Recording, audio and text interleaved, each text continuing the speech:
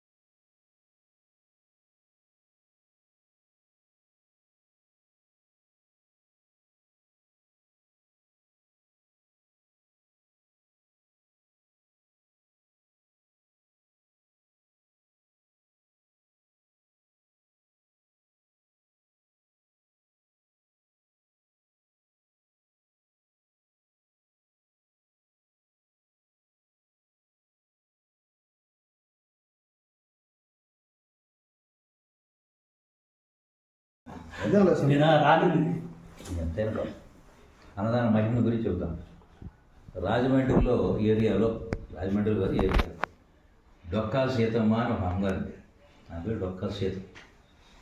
ఆమెకి ఏంటంటే అన్నదానం ఇష్టం. ఏ సమయంలో ఎవరు వచ్చినా ఇంటికి పెట్టేసేది. ఒకవేళ లేదనుకోండి కూర్చోమని చెప్పి మజ్జిగ పాలు గ్లాస్ ఇచ్చేసి టక టక టక చేసి మళ్ళీ పెట్టేసేది. అన్నపూర్ణాదేవి అని పేరు వచ్చేసింది ఆ ఏరియాలో, మంచిగా నోటెడే. ఒక అర్ధరాత్రి కూడా ఒక పేదవాడు వచ్చి అమ్మా ఆకలి ప్రాణరక్ష పెట్టమ్మా అని దేనంగా క్యాక్ పెట్టి ఈయన మెలుగు వచ్చేసి ఒక క్యాక్ మెలుగు వచ్చి భర్త గారు మంచివాడు మీలా దేవుడు అని ఏమంటే ఇటు నుంచే పేదవాడు ఎవరు ఆకలితో అంటున్నాడు, ఇదిగోండి ఆహారం అని చెప్పేసి పాత్రలో పెట్టి ఇచ్చేసి తీసుకెళ్ళి పెట్టండి. ఇటు నుంచి క్యాక్ అని పెట్టి కొద్దిగా క్యాలుగానే ఆయన నీరసంగా పడుకుని ఉంటాడు కనుకుంటాడు. ఆయన కూర్చోబెట్టి చక్కగా అమ్మ మనకు తినిపించినట్టుగా ఒక్కొక్క ముద్ద తినిపించాడు. శక్తి వచ్చేసింది. అయ్యా దేవుడు అండి, మీరు నా ప్రాణం కాపాడారు, మీరు ఒక దేవుడు, అమ్మగారు ఒక దేవత, నేను మా ఇంటిని వెళ్ళిపోతాను. అది పేదవాడు అనమాట, గుడి మొక్క వెళ్ళిపోయాడు అంటారు. అంటే వెళ్ళిపోతాను, మీరు వెళ్ళి హాయి పనుకోండి అని నమస్కారం పెట్టేశాడు. వీళ్ళు వచ్చేసారు. కొద్ది రోజులు అయిన తర్వాత ఒక భయంకరమైనటువంటి బ్రహ్మ రాక్షసి, మామూలు అంటే దెయ్యాలు, ఈ పవర్ తక్కువ, బ్రహ్మ అంటే పవర్ ఎక్కువ. ఒక ధనవంతుడు భార్య మీద వాలింది, పట్టుకుని ఇక అది కావాలి ఇది కావాలి నేను చెప్పిన చేస్తాం చేస్తాం ఇది బెదిరిస్తామంటే ధనవంతుడు కాబట్టి అనేక మంది మాతృకుల్ని బ్రాహ్మణులు పిలిపించి హోమాలు యజ్ఞాలు యంత్రాలు తంత్రాలే ఉంటాయి కదా, ముగ్గులు గిగ్గులు పెడుతూ ఉంటాయి, అన్నీ చేస్తాడు. తప్పులు గిగులా కొడితే దాన్ని భయపెట్టిపోయి నేను వెళ్ళిపోతాను వెళ్ళిపో అని వెళ్తాను కానీ నాకు ఒక సహాయం చేయండి. ఏమిటి చెప్పు అంటే ఈ మధ్య అర్ధరాత్రిగా డొక్కా సీతమ్మ గారు ఒక పేదవాడి భోజనం పెట్టింది. మహాపుణ్యం అది, అన్డిస్క్రైబుల్ గ్రేట్నెస్, అంత గొప్పతనం. ఆమె ఆ పుణ్యాన్ని కానీ నాకు దారి వస్తే నేను అమ్మగారిని వదిలేస్తాను, నాకు ఈ విసర్జన పోద్ది, మీకు పుణ్యం ఉంటుంది ఆ పని చేయండి, తప్పకుండా చేస్తామని చెప్పేసి ఆ రాక్షసి పట్టిన అమ్మగారిని అక్కడ తీసుకెళ్తే అమ్మ ఇట్లా పరిస్థితి, ఆనాడు నువ్వు చేసిన అన్నదానం చాలా గొప్పదంట, ఆ పుణ్యాన్ని బ్రహ్మరాక్షకి సమర్పిస్తే దానికి ఆ బాధ పోద్దంట, మంచి జన్మ వస్తుందంట అని అందుకని సంతోషం నాయన, పరహితమే పరమ ధనం, నిజమైన ధనం అంటే ఇతరులకు మేలు చేయడం నిజమైన ధనం కాబట్టి నీకు తప్పకుండా ఓ బ్రహ్మరాక్షసి ఆ అర్ధరాత్రి గడి పెట్టిన అన్నదానం పుణ్యం నీకు సమర్పించేస్తాను, నీదే నాది కాదు అంతే. ఆ అమ్మగారు వదిలేసింది. దీని దివ్య శరీరంతో అందరూ చూస్తుండగానే విమానం వచ్చేసింది, పైకి వెళ్ళిపోయి మీలాంటి ఉంటుంది లాయర్ గారు తెలుగురాడు కదా, వెయిట్ వెయిట్ వెయిట్ ఆగా అన్నారు. ఏంటి ఆయన అంటే నువ్వు ఎందుకైనా బ్రహ్మరాక్షి, what is wrong with you, ఏం పొరపాటు చేసావని కానీ అది చెప్పింది. నేను మా సోదరుడు ఇద్దరు ఉన్నాను, చెరొక కొడుకు ఉన్నారు. మా సోదరుడు జనరల్గా ఆయుష్ చనిపోయినాడు, జబ్బు చేసి చనిపోయినాడు, మరి ఎవరు ఏం చేయలేదు కదా. అయితే ప్రతివాడికి ఆశ కదా, మా తమ్ముడు కొడుకు చనిపోతే ఆశ నాకు మా అబ్బాయికి వచ్చేస్తుందని చంపించేసి అది మహాపాపం అయిపోయి అప్పటి నుంచి అనేక నీచి జన్మలు వచ్చే దుఃఖాలు పడ్డాను. చివరికి ఇట్లా అయింది. మీ దయ వల్ల నాకు ఈ జన్మ పోయింది. మీరు ఎప్పుడు కూడా నాలాగా పాపాలు చేయాలి, నెవర్ హర్ట్, ఇతరులకు బాధ కలిగించు, సర్వ్ ఆల్, పెద్దలకు సేవ చేయండి. గివ్ ఆల్, పేద సేవకి ఏదైనా దాన ధర్మాలు చేసుకోండి అని చెప్పి అనగానే చెప్పేసి నమస్కారం పెట్టి చలో వెళ్ళిపోయింది. దీనివల్ల అన్నదాన మహిమ ఎంత గొప్పదనేది బ్రహ్మరాక్షి జన్మని రిమూవ్ మనకి పుణ్యం అనేది ఆ పుణ్యం అమ్మగారు ఒక్కడికి పెట్టారు.